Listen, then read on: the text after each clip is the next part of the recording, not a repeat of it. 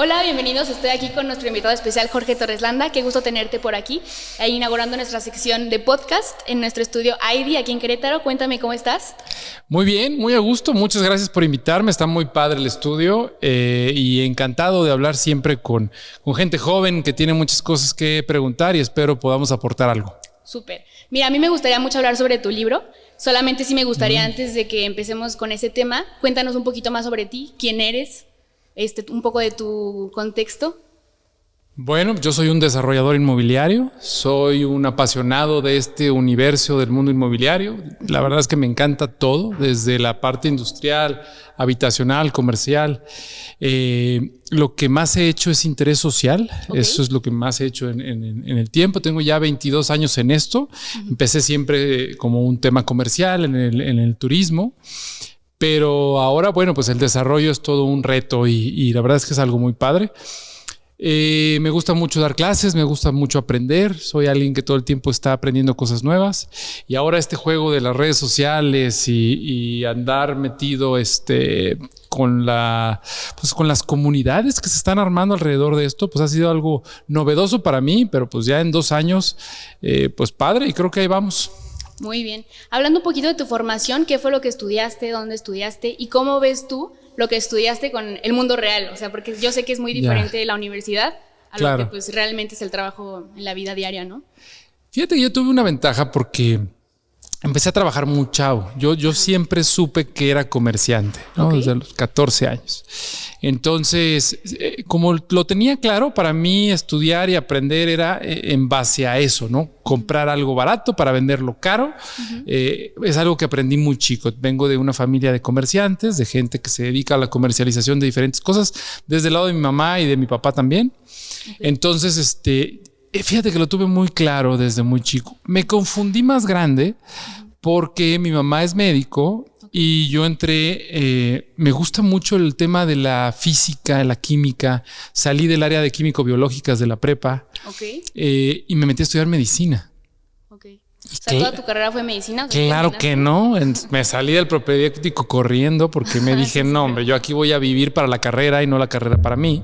Entonces me di cuenta que es muy distinto que te guste la medicina y el negocio alrededor de él a ser doctor y tener esa vocación, lo cual yo no tenía. Entonces, no te va a gustar lo que voy a decir ahorita. ¿Por qué? Que conste. Pero dije, quiero estudiar la carrera más fácil, que no necesite mucho de mi tiempo porque yo ya tenía mucho trabajo.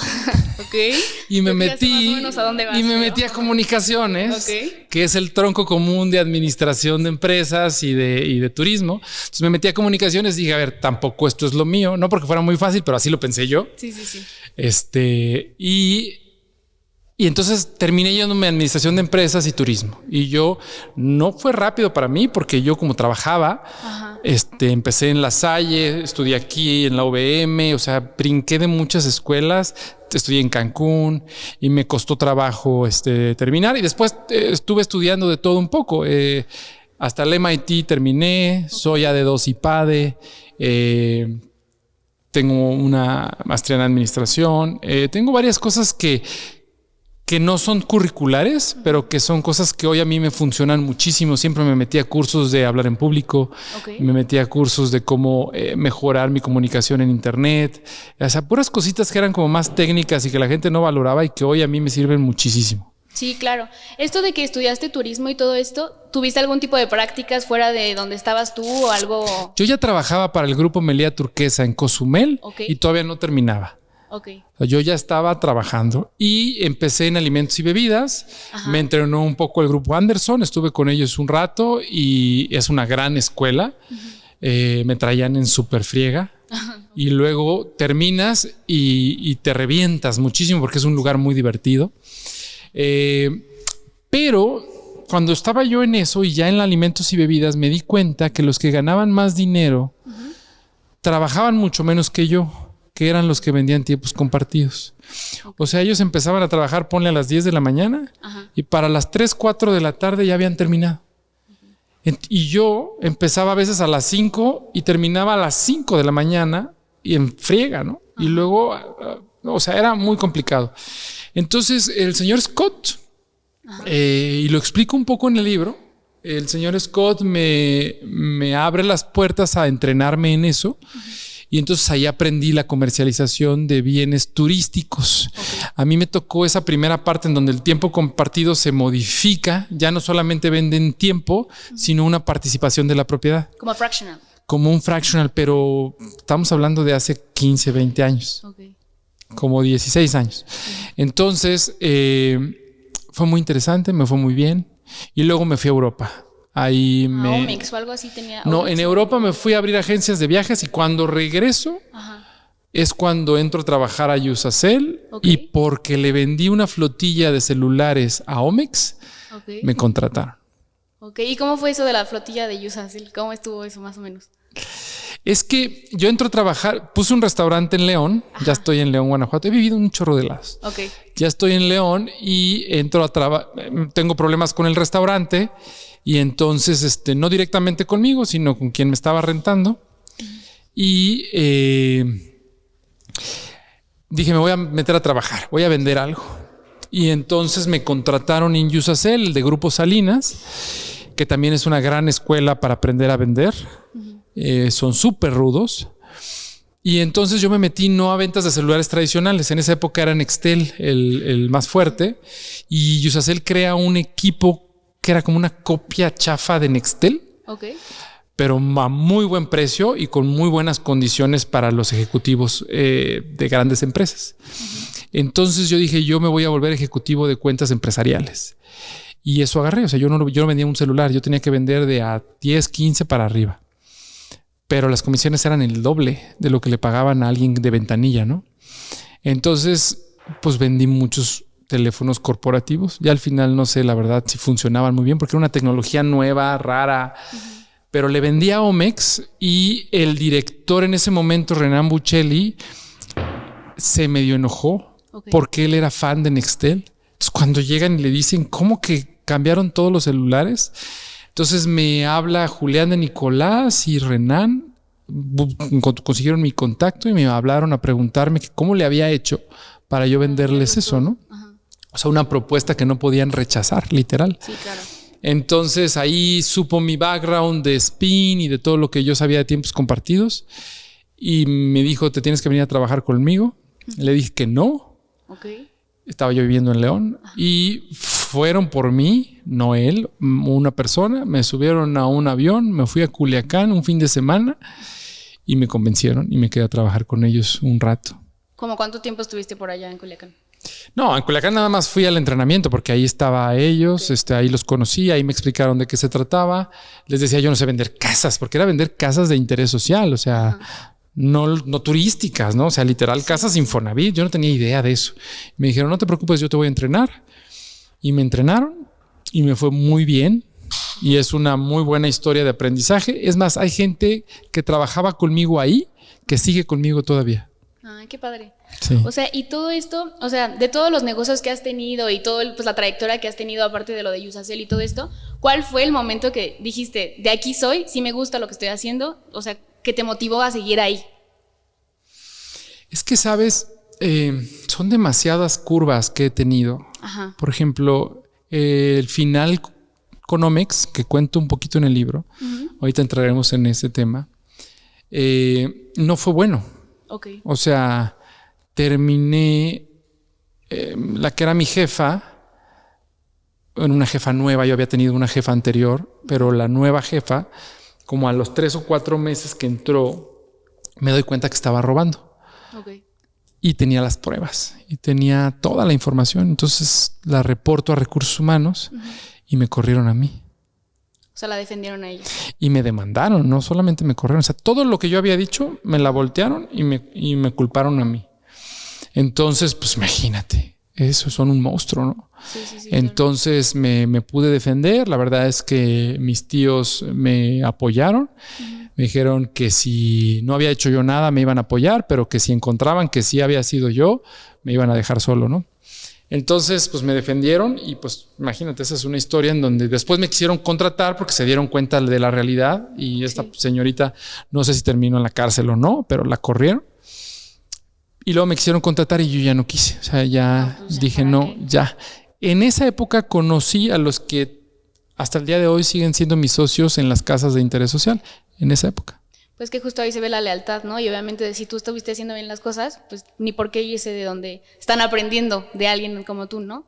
Entonces, creo que sí también es justo eso de que se quedaron ahí contigo y pues que siguen trabajando contigo. Sí, el equipo me lo llevé. Yo me vine a construir a San Juan del Río. Ajá. Y me traje al equipo que tenía yo allá, una parte del equipo que tenía yo allá, y se quedaron conmigo trabajando la mayoría mucho tiempo y algunos hasta la fecha. ¿Y qué te dicen ellos de por qué siguen contigo? O sea, ¿sí te dicen de que no te creas? O... Sí, me reclaman durísimo. Son más celosos tóxicos que a veces mi esposa. ¿Pero por qué dices? Pues porque los he abandonado últimamente. Okay. O sea, en los últimos años, para mí, ellos ya no necesitan aprender mucho de mí. Okay. Ellos ya deben de hacer las cosas y aprender sus propias cosas. Entonces yo me dediqué a armar otros negocios que han diversificado, pues de entrada mi capital. Sí, claro. Y ellos se quedaron con un negocio a manejarlo ellos, ya sin mí. ¿Y cómo le haces para que, o sea, como para que justo no estén tan enojados contigo todo el tiempo? O sea, ¿cómo le haces para mantener una buena relación? No es un tema de enojo realmente, es un tema como de tanto tiempo juntos y de repente ya no, que sienten así como si hubiera algún tipo de abandono. Sí, claro. Pero se han dado cuenta que tiene un sentido, o sea, que es que se equivoquen, que tengan problemas, que la rieguen, que pierdan dinero. Y ha pasado y saben que los voy a apoyar. Yo y los socios los vamos a apoyar y que las cosas salgan adelante. Porque si no los dejas solos, sigues siendo tú el que controla todo. Sí. Y eso es muy difícil. Y si tienen la madera, como actualmente lo tiene Álvaro, por ejemplo, no me necesita. Sí. Me necesita para un consejo, me necesita para una duda, pero no para tomar una decisión. Él ya sabe. No, es que al final tuvieron un buen mentor y al final pues sí, así es la vida, ¿sabes? O sea, realmente si no te avientas a las cosas nunca vas a aprender, si no tienes errores no vas a aprender, o sea, al final siempre se aprende más de los errores que de las victorias, entonces. Correcto. Completamente de acuerdo. Oye, quería preguntarte también, con esto de que te quisiste meter a medicina primero, ¿cómo sentiste tú? Porque creo que también tenías ahí como negocios en farmacias, veterinarias y eso. Eso pasó mucho después. ¿No sentiste así como, o sea, sí me hubiera gustado estar en medicina? Siempre me ha gustado el negocio alrededor de la salud. Ajá. Pero el negocio. Ok. O sea, en algún momento tuve la oportunidad de comprar propiedades en remate, los remates bancarios. Me hice de un terreno que yo le quería poner una lavandería. Que estaba a la salida de un fraccionamiento que construimos de casi 400, 600 casas en esa zona. Entonces yo dije una lavandería, pero esa era mi opinión. Lo bueno es que aprendí que ya no es un tema de feeling y opinión, sino que hay que hacer estudios. Entonces mandé a hacer un estudio de mercado y el estudio de mercado me apareció que la lavandería era el lugar 5. El lugar 1 era una farmacia. O sea, la necesidad más grande que había en esa zona, en donde estaban las 600 que nosotros construimos, pero había como otras 2,000 o 3,000 casas en la zona, era una farmacia. Entonces yo dije, pues voy a poner una farmacia. Y creí que era muy fácil y quise poner una farmacia de nombre propio y no pude. No me daban los permisos, no me surtían más caro, era un problema. Entonces entendí que tenía que comprar una franquicia y compré la primera franquicia que se llama Farmacias GI.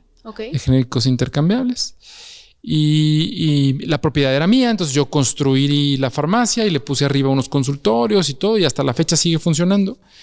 Llegué a tener varias, al final me quedé con 2 y hoy ya no tengo ninguna. Todas las terminé traspasando porque es un trabajo que hay que ponerle atención. Y eso sí, el personal con el que yo abrí se quedó, incluso a los que se la traspasé. O sea, esa gente sigue con nosotros trabajando y ahora yo nada más recibo rentas, ya no recibo el negocio de la farmacia. Y todo fue también porque mi mamá, insisto, es doctora, entonces me apoyaba en el consultorio los fines de semana y se atascaba de que iban a verla a ella. Y entonces, pues ese fue mi diferenciador en un inicio. Pero luego me di cuenta que eso no es replicable, eran diferentes pueblos, me asaltaron farmacias, alguna vez me amarraron a una de las que están allá adentro. O sea, me di cuenta que ya no estaba yo para negocios de ese estilo, en donde hay que estar ahí al pendiente. Me citaba el SAT por un error en una factura. O sea, y yo pierdes todo el día en el SAT para corregir ese detalle. Entonces dije, no, esto no es lo mío y las traspasé. Sí, hay muchos detallitos ahí, ¿no? Que pues obviamente te complican la vida, la existencia. Correcto. Sí, totalmente. Pero ahorita en el grupo estamos haciendo San Austin, que es un distrito médico. ¿Es un hospital o...? No, habrá un hospital allá adentro, pero en realidad es un distrito médico, va a haber muchas cosas. Entonces, siempre me ha gustado estar en el negocio donde hay algo que tenga que ver con la salud. Muy bien. Y bueno, también estoy muy familiarizada con AMI, pues obviamente llevamos la cuenta y todo esto, más o menos ahí entiendo, pero ¿cuál es tu rol? ¿Cuál es tu rol? ¿Qué es lo que haces tú en AMI? Cuéntame un poquito más como de ese aspecto. Bueno, soy el presidente de la asociación. Soy el que pues da más la cara, pero yo casi no hago nada. O sea, si realmente hay un equipo, hay un vicepresidente que es Roger, está el secretario que es Ricardo Campos, el lomo plateado, está de tesorero Toño Dávalos, que es realmente el que hace la mayoría de la chamba. Tenemos a un PMO, a un Project Manager, Memo, que nos ayuda a coordinar. Tenemos diferentes vocales que nos apoyan cuando se acuerdan, porque muchas veces, la verdad es que fue una buena idea, pero ya a la hora de operar no es tan fácil. Nos llenamos de vocales y de gente que son muy empresarios. O sea, es gente que no tiene tanto tiempo para andarle jugando a la asociación inmobiliaria. Entonces, es extraordinario cuando estamos juntos y nos ayudamos y la lluvia de ideas es maravillosa, pero ponerlos a hacer una tarea es muy complicado porque todos son empresarios, todos tienen empresas que están desarrollando y pues todos estamos muy ocupados. Entonces abajo se crearon unas áreas pues de diferentes espacios de trabajo, en donde ahí están los de Club AMI, los afiliados, los socios y todas las personas que están alrededor de nosotros. Y la verdad es que la asociación es algo moderno, actual. Yo la veo más como un club de negocios, en donde hacemos negocios los que nos gusta el tema inmobiliario y hablamos entre nosotros y punto. Es muy distinta a las asociaciones tradicionales. Sin embargo, creo que hemos pateado el pesebre lo suficiente porque las otras asociaciones se han subido mucho al barco, nos han asumido bien, no nos ven como competencia, sino como un aliado y tenemos hoy convenio con todas. Y por ejemplo, de todos estos negocios que me platicas, obviamente quiero entender que todavía hay muchísimos más, o sea, creo que tienes bastante trayectoria. ¿Cuál crees que ha sido como un reto que se te haya complicado bastante, pero pues al final supiste cómo lidiar con ello y cómo saliste de ello? Bueno, ahorita estoy en uno, pero te voy a contar uno anterior. Yo tuve un periódico. Se llamaba Periódico Casa por Casa. Competía contra Clasificados Contacto. Era un periódico enfocado a los bienes inmuebles y vendía publicidad. Pero era o sea, antes de realmente las plataformas en donde subía la gente sus casas y sus rentas, la gente lo veía en un periódico.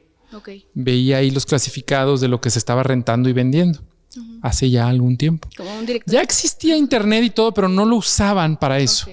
La gente todavía lo buscaba el periodiquito de Clasificados Contactos. Rollo se debe de acordar. Y entonces yo agarré las ciudades que no eran las importantes. Agarré San Juan del Río, Pedro Escobedo, Ezequiel Montes, Colón, Cadereyta y repartía 30,000 ejemplares casa por casa en las privadas en donde nos daban autorización. Entonces nos iba muy bien porque los desarrolladores le metían lana, la gente podía mandarnos sus publicaciones y los subíamos gratis al periódico y vendíamos también pues, publicidad a las revistas, no a los restaurantes y lugares así. Entonces me fue muy bien. Pero empecé a darme cuenta de plataformas que estaban haciendo lo mismo digital. Ahí iba, no le estaba yendo ahí todavía muy bien, pero yo sabía que por ahí se iba a ir. O sea, que esto iba a desaparecer. Entonces, que era cuestión de tiempo que alguien más grande llegara, como Mercado Libre, como después Contacto Digital, y iban a desaparecer todos. Entonces, cuando tuve un ofrecimiento de traspaso, lo agarré. Y me estaba pidiendo menos de lo que yo quería, pero dije, si no lo hago ahorita, después lo voy a regalar. Entonces lo traspasé para muchos antes de tiempo, pero literal a los 3-4 meses se acabaron los periódicos de clasificados de ventas de bienes inmuebles. Ya nadie los usa para nada. Entonces me salvé de quedarme con un negocio que ahí se había quedado atorado. Y me iba muy bien porque además era yo una filial del AM. Ajá. Porque en algún momento mis tíos fueron socios del periódico AM y entonces tenía los contactos y yo podía subir notas periodísticas del AM y de todo el grupo AM, que son muchos periódicos, a mi periódico. Entonces no solamente eran clasificados, había notas de interés que le llegaban a su casa a la gente. Entonces realmente era un buen periódico, pero me salí antes de tiempo. Pero qué bueno, ¿no? O sea, sí. Ver la curva. Fue muy buena idea. Sí. Muy bien. Y por ejemplo, con todos los negocios que llevas ahorita, tanto AM y todo lo que llevas, ¿cómo le haces tú para organizar tus tiempos y tu vida personal? No tengo. ¿Cómo crees? Bueno, sí, pero me cuesta mucho trabajo. La verdad es que mi vida social, personal, me cuesta mucho trabajo. Soy muy privado en eso. Uh-huh. Casi nunca hablo de nada lo que tenga que ver con mi vida muy personal. Esposa, mamá, es algo que no hablo demasiado. Uh-huh. Creo que en el tiempo voy a irlo desarrollando un poquito más. Claro. Pero sí, o sea, estoy muy, muy casado con mi profesión, con mi trabajo, con lo que hago y le dedico muchísimo tiempo. Y las personas que están a mi alrededor lo saben, ¿no? Incluso amigos míos de trabajo o amigos míos de la escuela ya saben, o sea, me invitan y si por algo no voy, no me van a hacer berrinche ni nada porque saben eso, ¿no? Entonces, no quiere decir que esté bien, así lo he hecho y poco a poco espero irlo cambiando. Claro, entonces tienes el apoyo completamente de tu familia y de tus amigos. Entonces, pues también eso sí te da como para sí arriba. Me hacen berrinche de vez en cuando todos, pero lo entienden y ya no hay problema. Sí, claro. Bueno, ahora sí, más que nada, ¿Ya leíste el libro? Ya más o menos leí un cachito. Una parte. Entonces, bueno, obviamente ya hemos platicado bastante ahí en Domus del libro, porque pues al final sí tiene bastante enseñanza, ¿no? Entonces, entrando ahora sí a Edificando Sueños, sabemos que usas a Gio como personaje principal y obviamente cuentas historias diversas, pero obviamente me gustaría que nos contaras tú qué fue lo que realmente te impulsó a escribir este libro, cómo fue tu proceso creativo, cómo lo sentiste, o sea, sí fue como muy rápido para ti escribirlo, no. ¿Te tardaste, te costó? ¿Cómo lo sentiste tú? Mira, me gusta que me preguntes sobre el libro porque casi no he hablado de esto más que cuando estuve en la FIL, cuando presenté el libro y pues la editorial me hizo muchas preguntas al respecto porque les tocó vivirlo. Pero la mayoría lee el libro, me dice que está muy padre y todo, pero no entiende perfectamente bien la historia detrás de esto, ¿no? Con todo y que lo dejo claro en la contraportada, ahí explico una parte de lo que ahorita te voy a decir. Yo siempre quise escribir un libro. Era de mis temas, ¿no? Y tengo incluso, yo creo que 4 libros empezados. Este es el que ya terminé, pero tengo 4 que ya empecé y que ahí los voy trabajando. Uno incluso es de ciencia ficción. Okay. Siempre me ha gustado el storytelling, siempre me ha gustado el tema de las historias. Por eso dije, cuando yo escribo un libro, no va a ser un libro técnico de cómo construir una casa, cómo desarrollar, cómo vender, yo voy a crear una novela. Y fue lo que hice, una novela. Entonces, la mejor forma de escribir una novela es con vivencias reales, o sea, con cosas que tú puedas trasladar porque las viviste o conoces a la persona que las vivió. Entonces es más fácil de escribir y luego ya te ayuda un editor a armarlo bien, ¿no? Claro. Entonces, yo escribí durante mucho tiempo muchas de las vivencias que me pasaron a mí. Y vivencias que le pasaron a mi papá, a algún tío, a mi jefe, algún socio, y las escribía. Y ahí las tengo en un blog guardadas y ahí tengo un chorro de escritos. Siempre he sido de escribir blogs y cosas por el estilo. Entonces este libro yo lo tuve empezado, no sé, hace 5 o 6 años o más tal vez, con puras historias que no se entrelazaban entre ellas. Eran historias, hechos que habían pasado. Entonces creo un personaje para subirle todas estas historias. Okay. Gio, así me decían a mí en Italia, en Cozumel, porque jugaba yo dominó con unos italianos. Ajá. Y Jorge es muy complicado para ellos. Sí. Giorgio es muy largo, entonces me terminaron diciendo Gio. Okay. Y Forastieri es el apellido de mi bisabuela, que llegó de Italia y que de Palermo, de Sicilia. Y entonces se me hizo fácil unir esos personajes, o sea, el nombre de Gio con Forastieri y crear este personaje que en el libro tiene ya 80 años.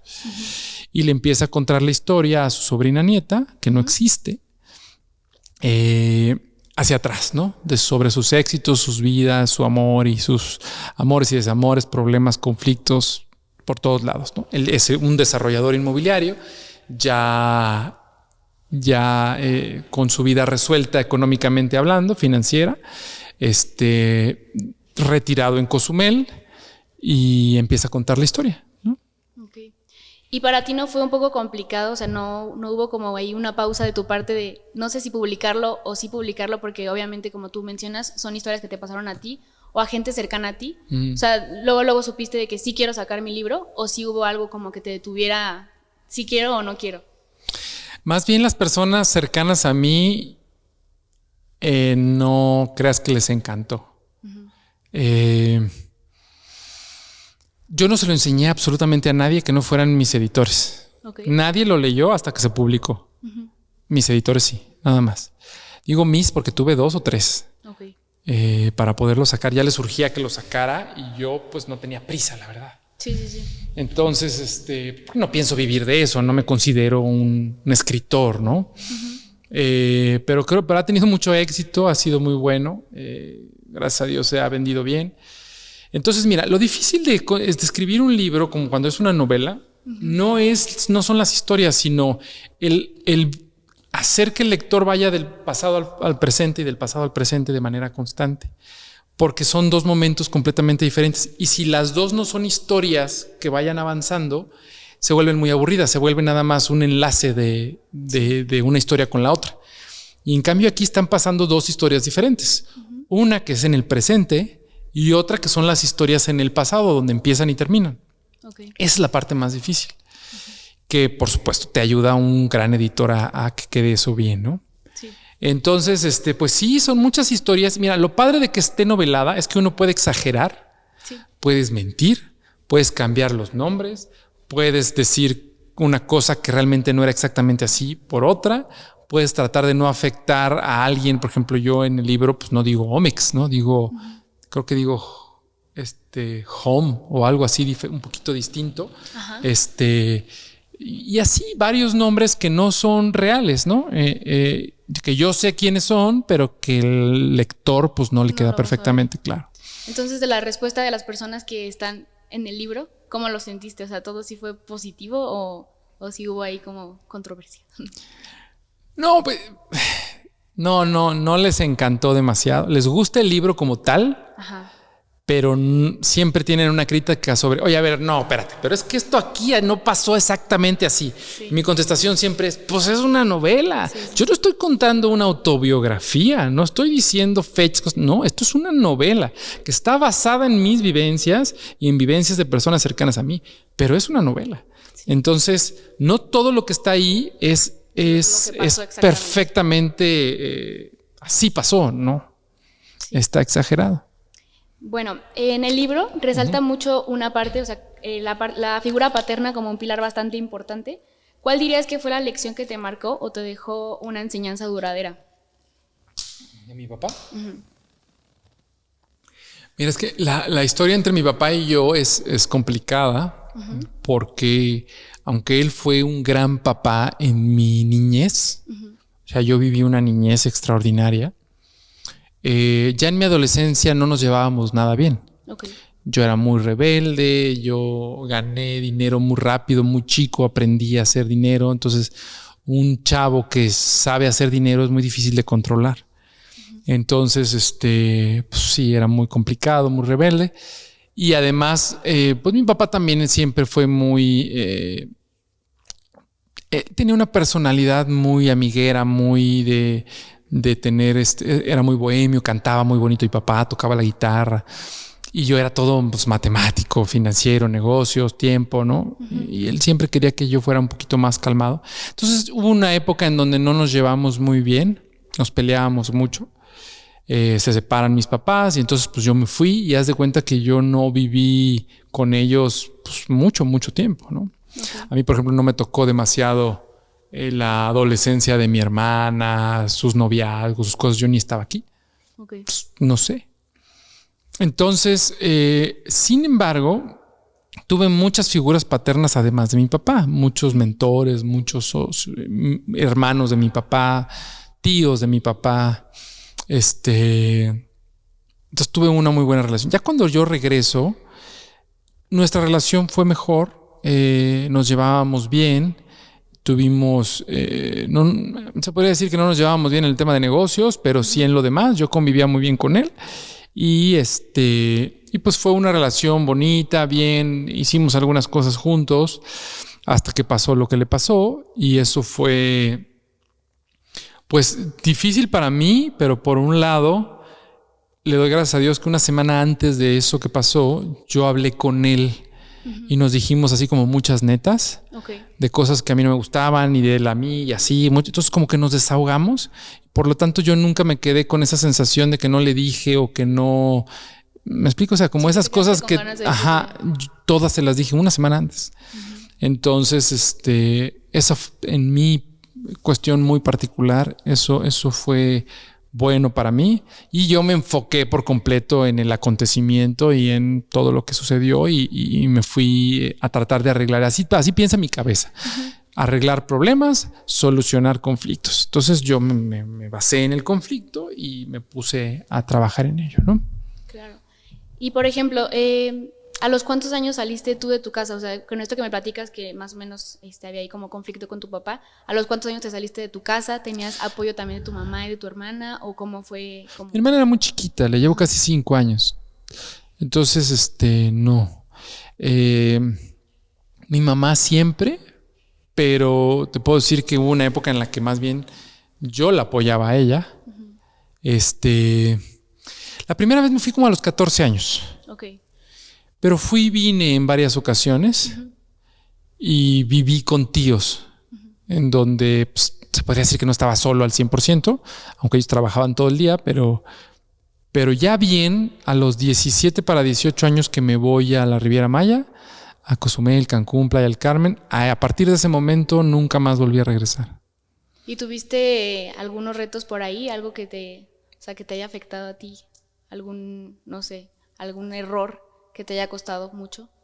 Yo cometí errores todas las semanas, de una u otra cosa, personales, sociales, de todo lo que te puedas imaginar. Yo aprendí a estar solo y eso es un gran superpoder. Sí. Tengo mucha paciencia.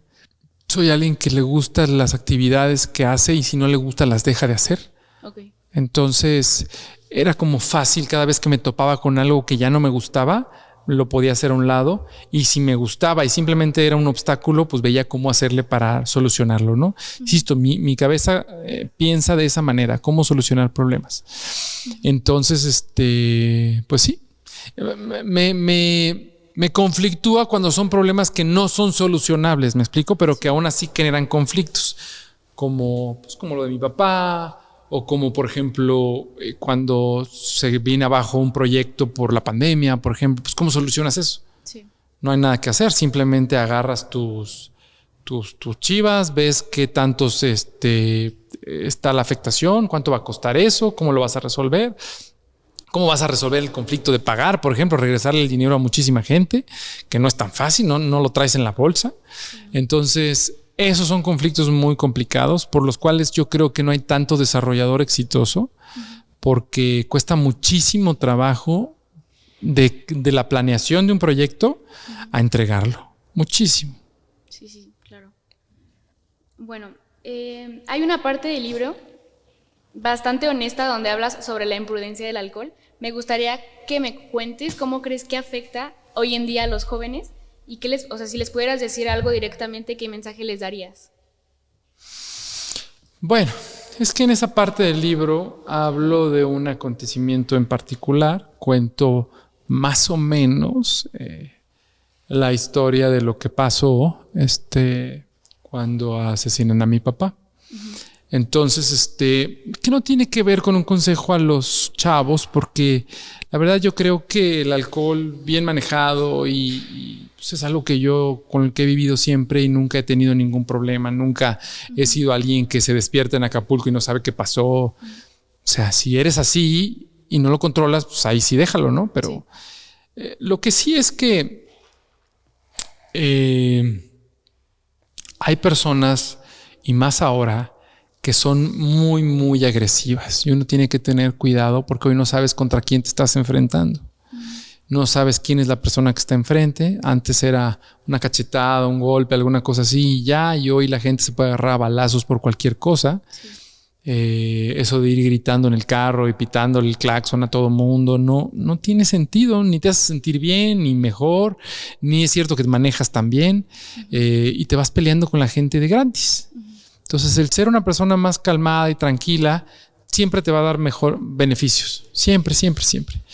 Entonces, bueno, pues sí, en ese libro explico un poco un conflicto que debió de haber sido algo demasiado sencillo, un conflicto de estacionamiento que terminó en la muerte de mi papá. Okay. ¿Nos puedes platicar un poquito más sobre eso? Fíjate que me gustaría que la gente lo leyera en el libro, que leyera esa parte, y no me encanta hablar del tema.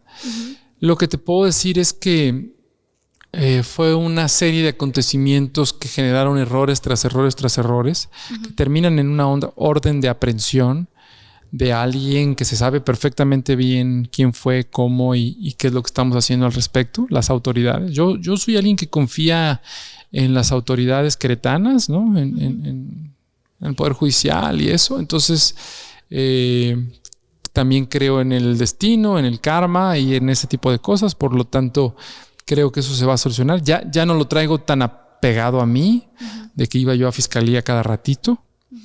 Lo que sí te puedo decir es que pues es algo que uno nunca está preparado para algo así y que tienes que aprender a vivir con ello. No es lo único que nos pasó. O sea, unos meses antes fallece mi suegra de cáncer y que fue un proceso completamente diferente porque el cáncer mínimo te da la oportunidad de convivir con la persona que sabes que está sufriendo y que le va a pasar algo, ¿no? Sí. Mi suegra. Y ese ya de por sí era un conflicto grave, un problema, algo que triste, ¿no? Para la familia. Y de repente de un día para otro pasa lo de mi papá, pues imagínate, ¿no? Fue un año muy complicado en ese aspecto.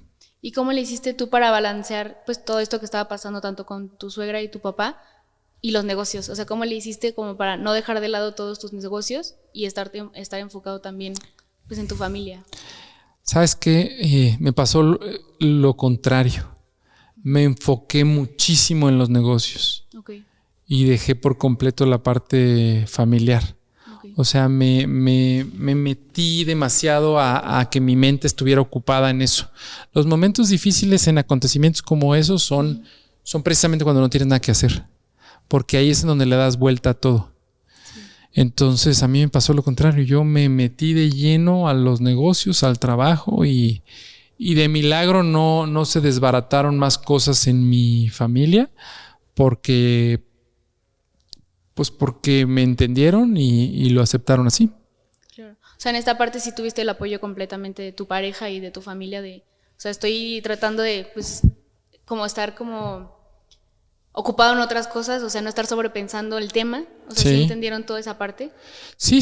Bueno, mi esposa, y además también estábamos viviendo otro duelo con respecto a que no pudimos tener hijos. Okay. Y N cantidad de tratamientos que se hicieron y también entró ella en una enfermedad. O sea, eran demasiados acontecimientos constantes en ese momento. Y pues yo me enfrascaba en trabajar, ¿no? Me pasa seguido, cada vez que hay así como un conflicto más fuerte. Yo por ahí alguna vez leí un proverbio chino que decía: no hay problema que no pueda solucionarse con 18 o 20 horas de trabajo. O sea, si te metes de lleno, te enfocas todos tus sentidos, todo a un determinado tema, lo vas a saber solucionar, es cuestión de tiempo. Sí. Hasta que te encuentras con este tipo de cosas que pues uno no puede solucionar. Ni la muerte, ni los impuestos, es más. Sí, justo. Te iba a preguntar también, con esto que me decías, que todavía está como, pues ahí el problema de lo de tu papá y todo esto, o sea, ¿qué es lo que hace falta o qué es lo que está como, que no ha concluido, pues? Pues no lo han apresado nada más. O sea, ahora sí que no no es ninguna otra cosa. Y mira, de eso sí no quiero hablar demasiado porque como hay un proceso en real, actual, vigente, pues no quisiera yo decir algo que terminara afectando algo, ¿no? O sea, un procedimiento legal. Lo que te puedo decir es que son idas y venidas, o sea, hay momentos que incluso se me olvida y hay otros momentos como ahorita, por ejemplo, que me lo recuerdas en una entrevista y que automáticamente me pongo a pensar de, tengo que hablarle al fiscal, tengo que hacer esto, tengo que hacer lo otro, y me empiezo a meter otra vez en detalles de ese estilo, ¿no? Fíjate, así es esto. O sea, creo que el comentario, tal vez para ir cerrando con respecto a esto, es que la gente le tiene miedo al fracaso, al conflicto, a la pérdida, y son precisamente esas cosas las que vas a vivir. No lo vas a poder evitar. Sí. Nomás es cuestión de tiempo. Vas a perder a tu papá, vas a perder a tu mamá, vas a perder a tu perro, vas a perder. Y ese apego a las cosas te está limitando a disfrutar lo que puedes disfrutar ahorita. Entonces, las personas que conozco jóvenes tienen muy poca paciencia o ni la conocen. Todo lo quieren ya, para ayer. Y entonces desperdician el tiempo pensando en lo que viene, lo que viene, lo que viene, lo que viene, y el futuro, y el futuro, y el futuro. Y lo que tienen ahorita no lo están usando, disfrutando, aprovechando. Sí.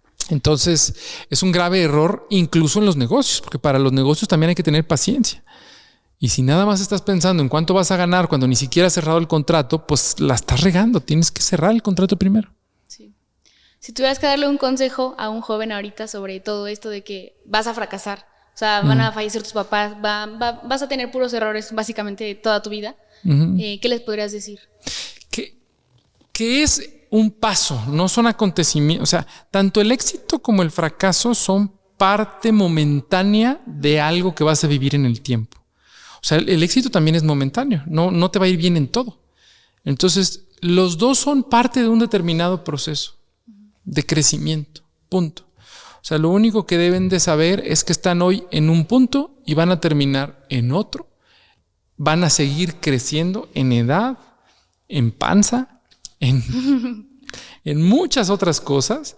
Y disfrutarlo sería divertido porque no vas a tener otra oportunidad para disfrutarlo. Entonces, cada día que pase que no disfrutes algo que haces, pues eso es un día que dejaste pasar. Sin embargo, no quiero que se quede filosófico. Quiero hablar de negocios y mi recomendación que les tendría yo que decir es que tienen que aprender otras habilidades, no solamente lo que estén estudiando en la escuela.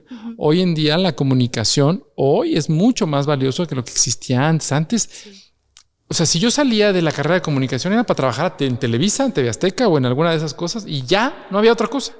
Hoy la comunicación depende de una cámara aquí enfrente, un micrófono y a darle. Entonces hoy es extremadamente importante que tengan algo que decir y que tenga un objetivo, porque eso se puede convertir en un negocio, eso se puede convertir en algo que ayude a la gente, eso se puede convertir incluso en algo que puedas hasta heredar a alguien más. Entonces, tienen que aprender a comunicarse muy bien con herramientas de inteligencia artificial, con este nuevo entorno y hacer dinero desde muy jóvenes. No importa que todavía estén estudiando, tienen que empezar a aprender a hacer dinero para que lo pierdan y lo puedan recuperar lo más pronto que puedan. Muy bien. Regresando un poquito al libro de Edificando Sueños, si tuvieras que resumir un poquito el libro en general, en una frase o en una enseñanza, ¿cuál sería?